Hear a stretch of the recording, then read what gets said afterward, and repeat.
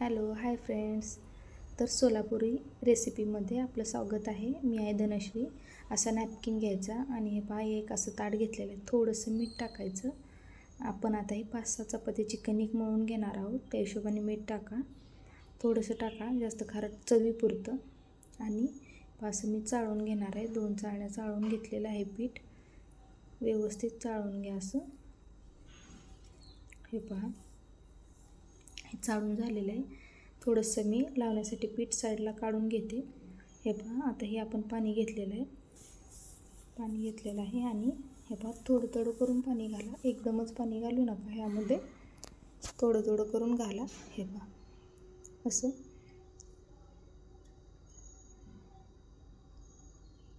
हे पहा व्यवस्थित असं एका हाताने आपली जे कणिक मळण्याची ताट आहे त्याशी व्यवस्थित धरा. हे पहा असं व्यवस्थित असं पीठ मळून घ्या आणि एकदमच पाणी घालू नका, हळूहळू घाला पाणी. हे पहा, तुम्हाला व्हिडिओमध्ये दाखवले माझ्याकडून ताट थोडं घसरत आहे, तर थोडा व्हिडिओ मी कट केलेला आहे. हे पहा असं व्यवस्थित असं मळून घ्या आणि थोडं थोडं पाणी लावा. एकदमच पाणी लावू नका. एकदम पाणी लावलं तर कणिक पूर्ण पातळ होऊन जाईल आणि तुमच्या चपात्या फुगणार नाही. हे पहा असं थोडं थोडं त्याला पाणी लावून घ्या हळूहळू. हे पहा, मी व्हिडिओ दाखवलं त्याप्रमाणेच तुम्ही कणिक मळा. हे पहा असं थोडं थोडं करून कणिक मळून घ्यायची. हे पहा असं एकदम व्यवस्थित.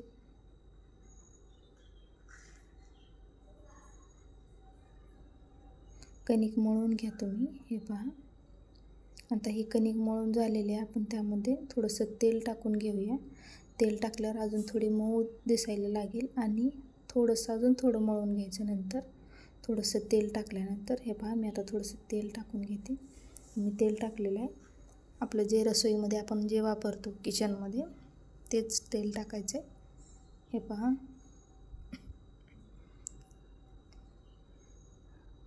असं हळूहळू करून मळून घ्या. आता आपण चपाती लाटणार आहोत. हे पहा, मी आता हा गोळा साईडला ठेवून घेते. हे पहा, आता मी थोडासा एक छोटासा गोळा घेतलेला आहे चपाती लाटण्यासाठी. हे पहा,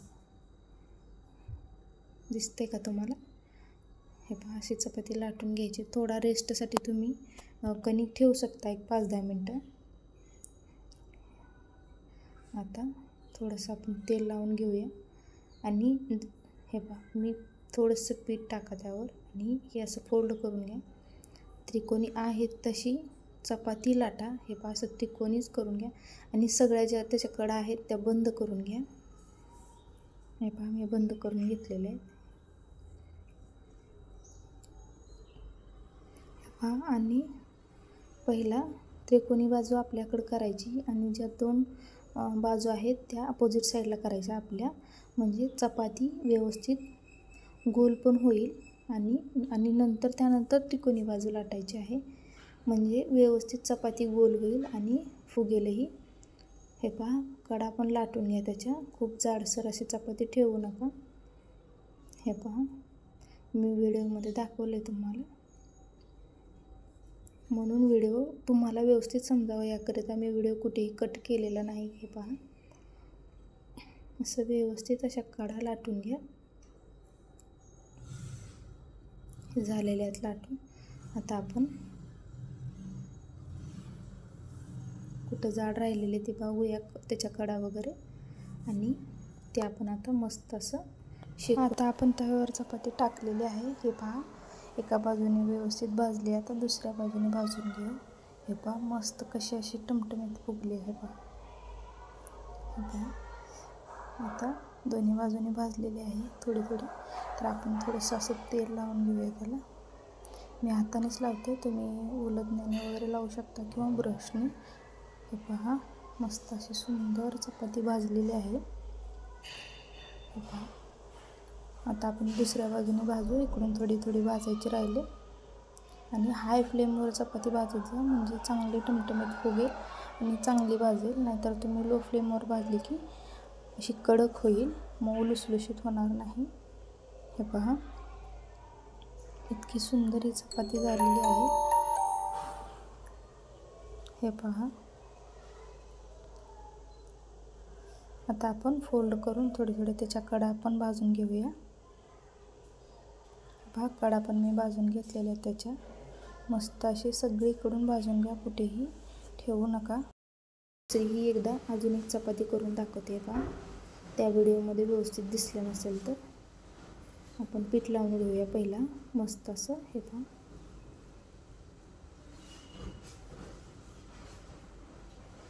थोडंसं तेल लावा आणि ते पिठामध्ये बुडवून घ्या. हे पहा, बुडवून घेतलेले आहे. आणि मी हे पहा असं बाजूनी तिन्ही बाजूनी असा कडा बंद करा. हे पहा. आणि थोडंसं उगं फोल्ड करायचं, का तर ते उचकू नये म्हणून. इकडचे जे आपण 4 पदर केलेले आहेत त्यामध्ये. आणि ही 4 पदराचीच करा तुम्ही. ज्या कडा जर जास्त आतमध्ये फोल्ड केल्या तर ती चपाती व्यवस्थित फुगणार नाही.